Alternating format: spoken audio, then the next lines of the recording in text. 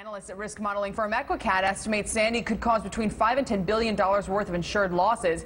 If it comes in at the top of the range, that will make it the fifth costliest storm in U.S. history. And Risk Management Solutions says Sandy could cause more wind and flood damage than Hurricane Irene last year. New York City and especially Lower Manhattan saw its share of flooding Monday, with water reaching record levels in some areas. Well, joining us now on set is Charles Nenner, founder and head of research at Charles Nenner Research Center. Charles, thanks very much for stopping by. You're welcome. Good morning. I just want to ask you off the bat about Hurricane Sandy, if there's a broad impact on the U.S., either economically or in terms of financial markets, that you expect. Well, can I turn the situation around a little bit to explain something which probably will come out of left field, very unexpected. I just want to mention two things. The crash of '87 didn't start in the United States, it started in Europe. Europe stocks were way down before it started to crash over here. The crash, if I might call it like 9/11, started in Europe. Europe stocks were down like 18% before the terrorists attacked New York. So what I do is I forecast markets based on the fact that markets know everything. So whatever happened over here is already in all the price of all the markets, so it won't have much of an effect.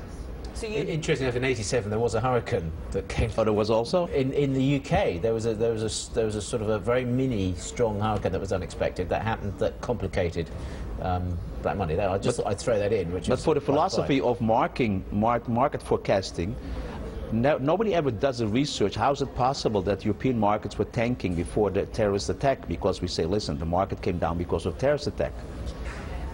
And it happened at a certain time, but I say it didn't happen because that the markets knew it. So it's the same thing with the hurricane over here. The markets seem to know unconsciously what's going on, and everything is already in the price, so will not have much of an impact. Then let's look at some of the specific names that you've been watching. Let's take Apple, for example, which just last night announced a shakeup, a significant management shakeup. What's your take on shares here?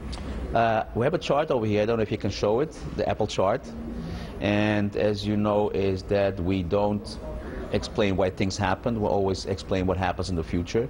And this is a chart that we sent out the third week of August. And if you look good, you see the chart of Apple on the top, and below that is our system. And what you see is it went up for another week or so, but then you see the system below shows a cliff. It's falling off a cliff. Now this is an old chart, so this is a chart we sent out before it came down, and we had a target of 710. It went as high as 707, and we totally went short Apple. Not that I'm an expert in Apple, I just say markets know everything, and we built a system that can predict what's going to happen. Why it predicts it? Just make one observation. Maybe it's difficult if you say you don't know what Apple's doing. This system can predict the interpretation. So let's say you own Apple, and Apple is up 50%, and Apple comes out with a good number. Two things can happen. Apple can go up and Apple can go down. If it goes up, the Wall Street Journal and other papers will write, listen, the results were great, Apple goes up. And where my system so it has to go down, but the result is still great, and it goes down, then the paper will write, people took profit because they don't think Apple will do better. So what we work with the interpretation of the facts, and that's how we can predict what a stock or financial market is going to do. Well, just staying with tech for a second, what about IBM, another name you've singled out? Another IBM. IBM was doing great, and we sent out a chart on IBM. When it was IBM, I think around 215. And I don't know if you can show it, it shows you the same cliff. It shows you also IBM is falling over a cliff. What is the yellow line? Or how are you creating that bottom, the bottom line? The system, yeah. So there's an algorithm that we developed already many years ago, many years ago, and that's a lot of mathematics, way complicated. What you do actually is, like I just gave the example of, the interpretation is more important. And in order to predict a stock, you know, I worked with Goldman Sachs many years, so we had discussion. Let's say AT&T has a quarter of 1 cent or 1 1/4. I said that's not so important. What's important is, are people going to pay 5 times earnings or 30 times earnings? And that has to do with the idea that people have about the market. So what we do is we can predict what the psychology prices, you're also, how are you measuring the psychology? We also measure prices. Right. It's based on the fact that things move up and down, not at random, but a certain mathematical formula.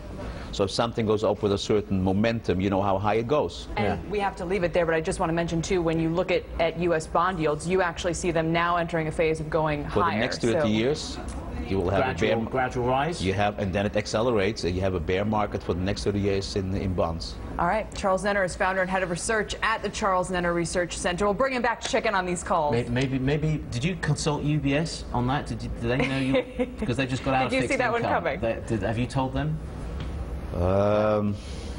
I won't say yes, I won't say no. Okay. I can tell you something about Knight Securities. Can you do it in one word? That we worked with, and I said at $15, that's a topper. For now, everything goes downhill. I didn't know why, but you knew it was coming. We knew it was coming. All right. If only he were a meteorologist.